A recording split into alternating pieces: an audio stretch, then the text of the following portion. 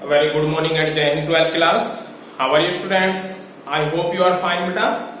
Students, yesterday I was discuss your unit 4th, that is chapter 8, government budget and the economy, and I have explained meaning of government budget, origin of the word government budget. So we will start today's objective of government budget. Objectives of government budget. Students, what do you mean by government budget beta? Normally government budget is a annual statement, item wise statement. Government budget क्या होता है? It is a annually statement which show item wise receipt and expenditure of the government. यानी budget में government के सारे expenditure और government की सारी रिसिप्ट आइटम वाइज होती हैं. उसमें लिखा होता है जितना गवर्नमेंट का नेक्स्ट ईयर का सारा खर्च प्लस गवर्नमेंट का सारा नेक्स्ट ईयर जितना भी गवर्नमेंट का रिवेन्यू होगा. सो गवर्नमेंट का रिवेन्यू और expenditure, all these things mentioned in the government budget. It is known as annually statement. Annually statement government budget जो आता है बेटा लास्ट, मैंने आप लोगों को कल बताया था, it is presented by the finance minister in parliament Lok Sabha. Parliament में, लोकसभा में, पार्लियामेंट के जो दो हाउस होते हैं, I hope you are aware, in 9th 10th class में आपने पढ़ा होगा लोकसभा एंड राज्यसभा. सो लोकसभा में फाइनेंस मिनिस्टर फरवरी के लास्ट वर्किंग डेज में प्रेजेंट करता है जनरल बजट. वही जनरल बजट हम लोग पढ़ेंगे, सेंट्रल लेवल का budget. And this budget is the annual statement for next year. जो 2020 फरवरी में, सपोज दैट जो आपकी 2020 में जो फरवरी है, इसमें बजट प्रेजेंट किया गया है, वो किसके लिए किया गया होगा? 1 अप्रैल 2020 to 31st March 2021, because this is a annual year, fiscal year 1 April to 31 मार्च होती है. फरवरी के लास्ट वीक में, लास्ट वर्किंग डेज में फाइनेंस मिनिस्टर प्रेजेंट करता है बजट को. और होता क्या है ये? It is a annual statement. एक एनुअल स्टेटमेंट होता है which is presented by the finance minister in the Lok Sabha. So students, this is the definition of government budget. What is the definition? In definition, a government budget is an annual statement showing item wise receipt and expenditure of the government in a accounting or fiscal year. So I hope these things clear to everyone. And students, now we will discuss objectives of the government budget. Yesterday I have explained there are two objectives. That is, first is economic growth.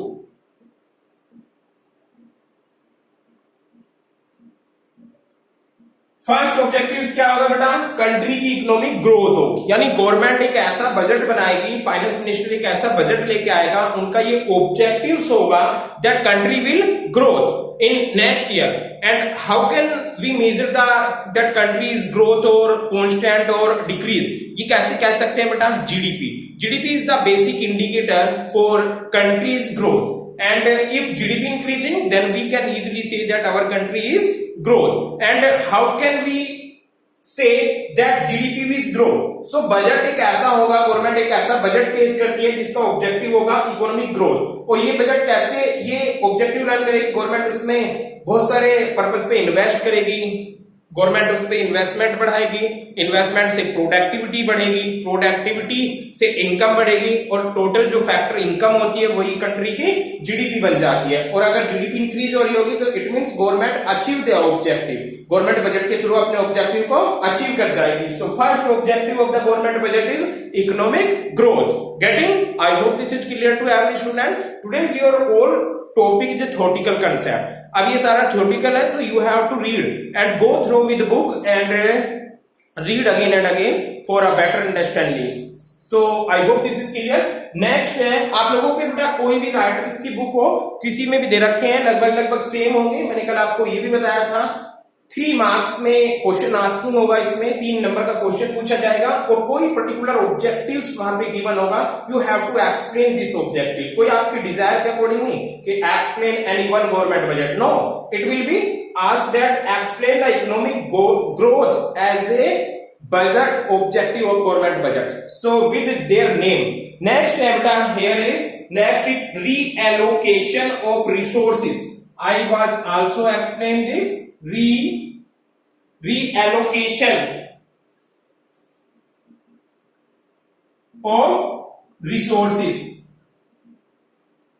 Students, reallocation of resources is the second objective of the government budget, and this objective says that in this objective जो resources होते हैं उनको reallocate कर देना। Government के budget का normally government पे revenue कहां से आता है, वो हायर पर्सन पे टैक्स इंपोज करती है और उस टैक्स से जो रिसोर्सेज बन जाता है, एक इनकम बन जाती है, उसको रिएलोकेट करती है, डिफरेंट हेड्स पे उसको एक्सपेंड करेगी, डिफरेंट हेड्स पे उसको एक्सपेंड करेगी, देन आफ्टर वो एक्सपेंडिचर करेगी in different way.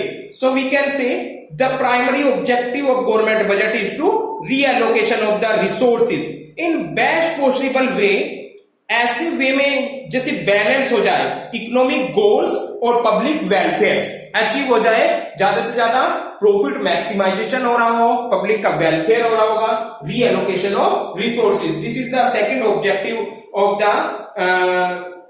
Government budget.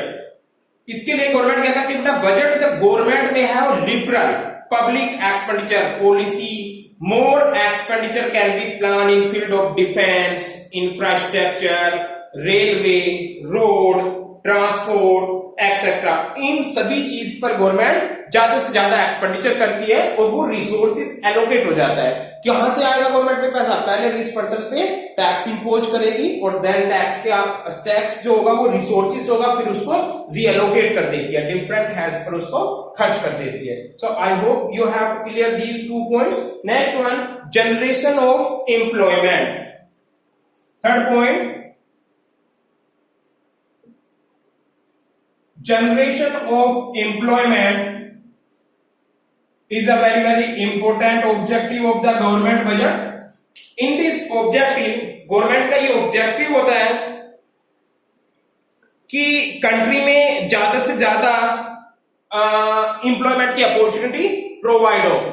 I hope आप लोगों को याद होगा कि आपने पढ़ा था there are 2 type of technique, labour intensive technique and capital intensive technique. So government का इंडिया जैसी कंट्री में या चाइनीज जैसी कंट्री में जिसमें बहुत ज्यादा पॉपुलेशन होती है, गवर्नमेंट ऐसी टेक्नोलॉजी अडॉप्ट करती है, लेबर इंटेंसिव टेक्नोलॉजी, और we can say labour absorbing technology. वो एक ऐसी टेक्नोलॉजी अडॉप्ट करेगी प्रोडक्शन में जिसमें ज्यादा से ज्यादा लेबर की नीड्स हो।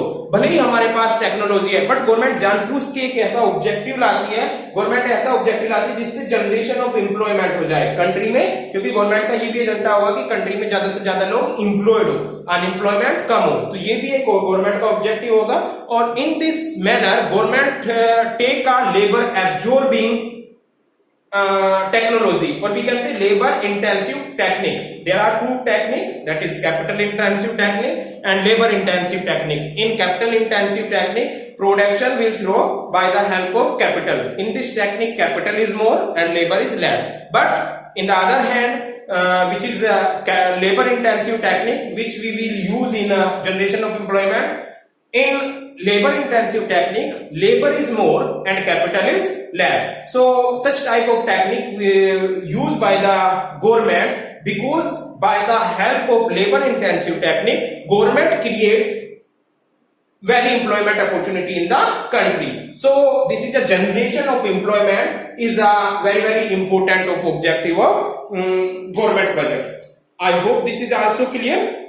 In budget policy, government needs to promote labor absorbing technology like public parks, public work program, construction of needs, dam, canal, bridge, etc.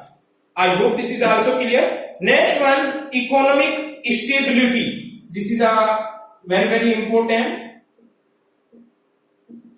Economic economic stability is another objective of the government and this is related to price. ये किससे related है बेटा? Price से. And stable means fix कर देना. Normally आप लोगों ने देखा होगा फ्लैक्चुएशन होते रहते हैं price. Like if I will draw price line, suppose that this is a price line, suppose that this is price line and price is always fluctuated till this time, कभी ऊपर कभी नीचे. तो गवर्नमेंट की responsibility होती है एक ऐसा बजट लाए जिससे इकोनॉमी में स्टेबिलिटी आ जाए, प्राइस ज्यादा फ्लैक्चुएट ना हो, because in high price is also harmful and low price is also harmful, both edge. When price is high it is known as in a term of economics. क्या कहेंगे जब price rise होते हैं commodities की economics की term में? You have already discuss in previous chapter, that is inflation.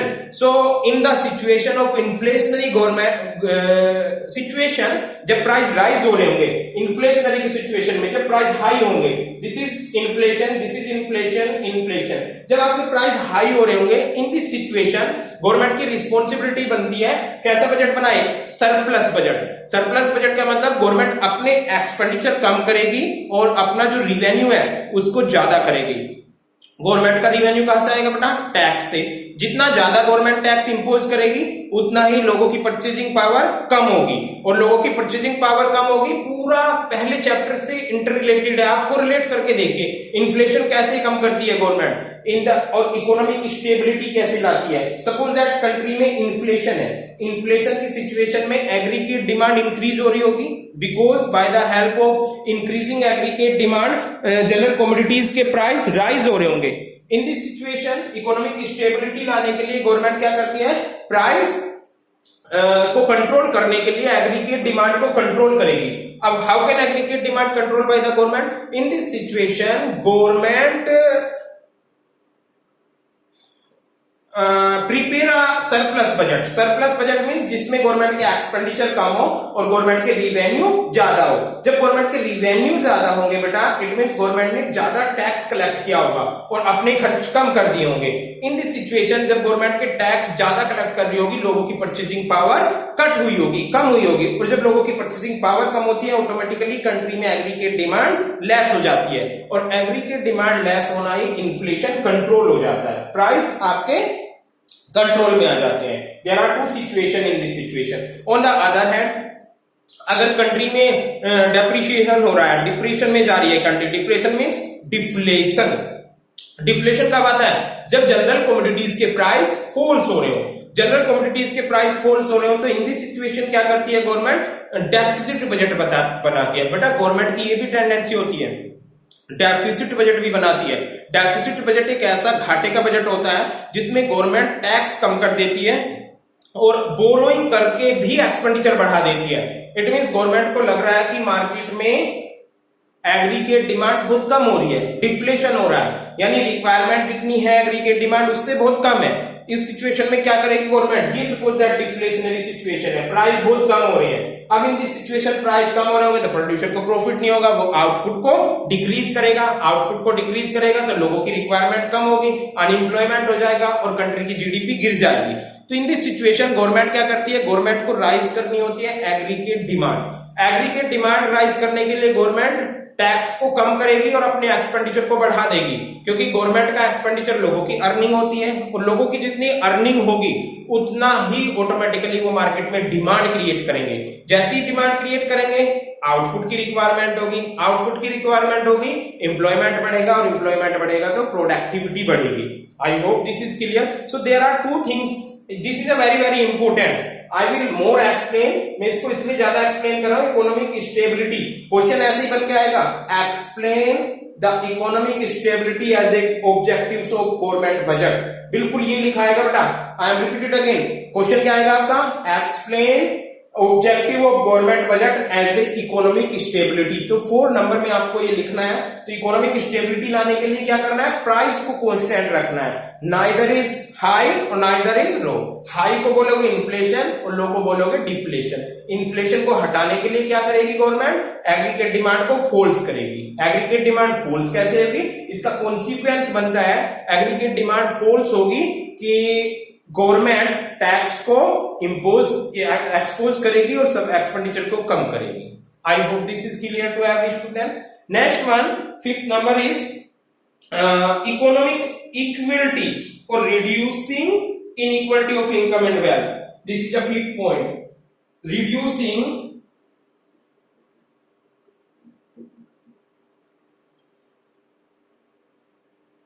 inequality of income and wealth.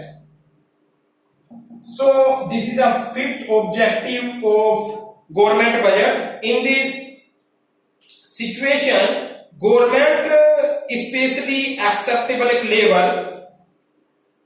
In this also fiscal policies are important. Reducing inequalities of income wealth. Government का बेटा ये भी एक objective होता है जो इनइक्वालिटी ऑफ इनकम वेल्थ का मतलब क्या है. कुछ लोगों के पास तो बहुत ज्यादा अमाउंट मनी और कुछ लोगों के पास बहुत ज्यादा, मतलब बहुत से रिच पर्सन और बहुत ज्यादा poor person. There are two type of person in the country. एक तो मिडिल होते हैं, हम मिडिल में आ जाते हैं, तो हमारा तो आप इसको तो जिक्र नहीं करते हैं. एक तो high person, Anil Ambani, Ratan Tata, Ambani group etcetera जो भी है, और एक इतने रिच पुअर जो बीपीएल है, बिलो द पॉवर्टी लाइन. एक बहुत ज्यादा हाई है.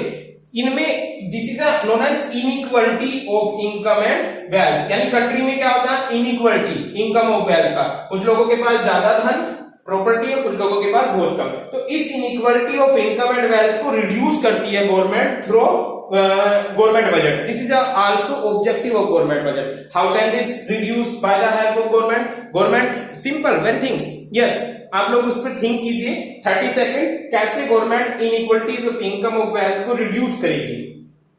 यस बेटा, tell me. This is very simple. जो रिच पर्सन है उन पे गवर्नमेंट टैक्स इंपोज करेगी और जो पुअर पर्सन है उनको डिफरेंट थिंग्स में अपॉर्चुनिटी प्रोवाइड कराएगी. लाइक अनएम्प्लॉयमेंट अलाउंस देगी, ओल्ड एज पेंशन देगी, विडो पेंशन देगी, राशन शॉप पे उनको चीपर रेट पे राशन प्रोवाइड कराएगी. गवर्नमेंट पे वो पैसा कहां से आता है, वो टैक्स करती है. तो बड़े लोगों पे जो टैक्स इंपोज किया, उनकी परचेजिंग पावर कम की, और जो पुअर पर्सन है उनको गवर्नमेंट ने एक्सपेंडिचर किया, उनकी परचेजिंग पावर को इंक्रीज कर दिया. So this is the objective of government budget, that is reducing inequality of income and wealth. Government income और wealth की को reduce कर दिया. This is also objective of government budget. And next one, management of public enterprise. This is not important but is here. Management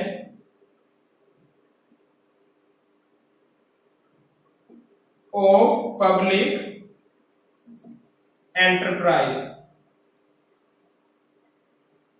students, public enterprise means जो government का, this is visible. Public enterprise means जो government की कंपनियां होती हैं, like BHEL और Indian railway और Indian postal etcetera. तो गवर्नमेंट का ये भी ऑब्जेक्टिव होता है कि उनको मैनेज करे. Government establish public enterprise keeping in the view of social interest. Budget is prepared with the objective of making various provision for managing such public enterprise and providing them financial help in they become loss making units or sick units. Government की ये भी responsibility है कि जो भी सिक unit है, सिक unit means जो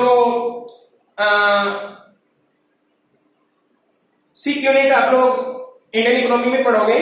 सिक unit means एक ऐसी कंपनी जो मार्केट में सर्वाइव नहीं कर पा रही, तो गवर्नमेंट के लिए उसको मैनेज करना भी एक रिस्पॉन्सिबिलिटी बनती है. गवर्नमेंट उसको लोन प्रोवाइड कराएगी, उसको पैसा प्रोवाइड कराएगी, because this industry will survival in the market. Getting, so this is also objective of government budget. And last one, efficiency. I have also explained yesterday, that is efficiency and transparency of government.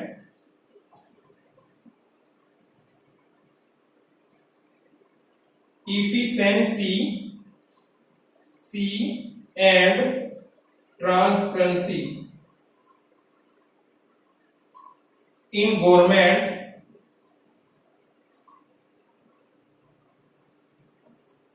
economic dealing. Yes, students, आप इसको एक example से समझ सकते हो.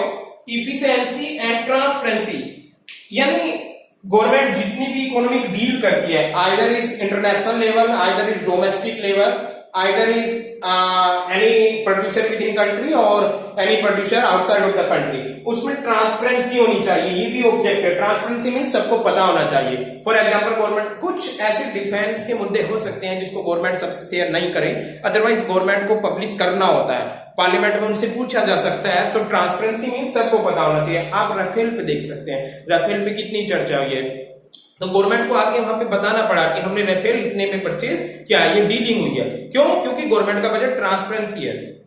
किसी individual की तरह नहीं, इंडिविजुअल बजट में ऐसा हो सकता है कि कोई अपना जो खर्च होता है उसको बताए या ना बताए, it is depend on this person, but in A government the efficiency and transparency in the government economic dealing जब ये थे। So students, these are the objectives of the government budget and there are 7 objectives. In each objectives is a very important, some objectives not important। मैं बताता हूँ आपको, this is also very important, this is important, this important and this fifth point तक very important है, ये दो less important है, but fifth point तक तो कोई भी आपसे एक आएगा और उसी के बारे में आपसे पूछा जाएगा। Like explain the economic stability as a objective of the government budget, explain the reallocation of resources as a objective of economic growth, and you have to explain this.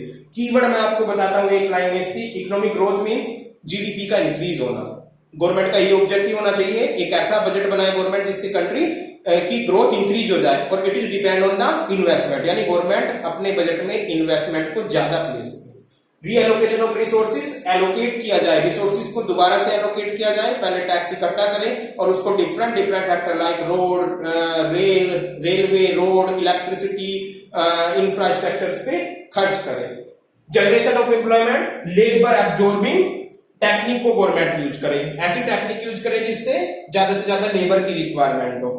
This is very important. Economic stability, economic stability means country में price constant रहे, कोशिश रहे constant रहे, ना ही तो inflation हो ना ही deflation हो। इन्फ्लेशनरी सिचुएशन में गवर्नमेंट सरप्लस बजट बनाए, इट मींस अपने एक्सपेंडिचर कम करे और टैक्स को बढ़ाए। On the other hand deflationary situation में गवर्नमेंट अपने एक्सपेंडिचर को इंक्रीज करेगी और टैक्स को कम करेगी। This is the keyword of economic stability.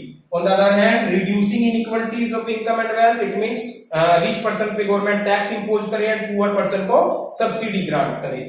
Management of public enterprise में गवर्नमेंट जो पब्लिक एंटरप्राइज है उनको मैनेज करती है, ये भी गवर्नमेंट का एक ऑब्जेक्टिव है, like railway, like other sick unit, BHEL, Bharat heavy limited, GAIL, SAIL, steel authority of limited, यानी जितनी भी बड़ी बड़ी गवर्नमेंट की कंपनियां हैं। You will discuss in Indian economy also this concept. And last one, efficiency and transparency in government is economic dealing. So students, this is the objectives of government budget. Next one we will discuss, that is components of government budget.